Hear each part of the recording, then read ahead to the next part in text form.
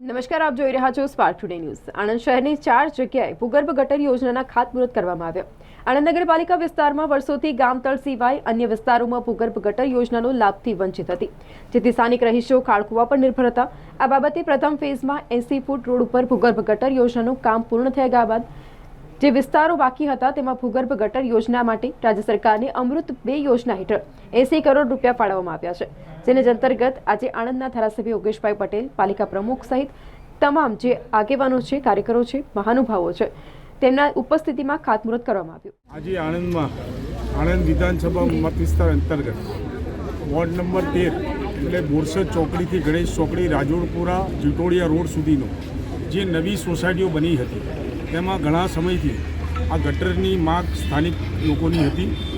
આદરણીય મુખ્યમંત્રી શ્રી ભૂપેન્દ્રભાઈ પટેલ સાહેબને આ બાબતે આ રજૂઆત કરતાં આજે આણંદ મત વિસ્તારમાં 80 કરોડ રૂપિયાના ખર્ચે લગભગ 150 કિલોમીટર લાંબી આ ગટર પાઇપો નખાવા જઈ રહી છે, ત્યારે આ વિસ્તારમાં પડતી તકલીફો જલ્દીથી જલ્દી દૂર થશે અને જલ્દીથી જલ્દી પાયાની આ સુવિધા અમે ઉપલબ્ધ કરાવીશું।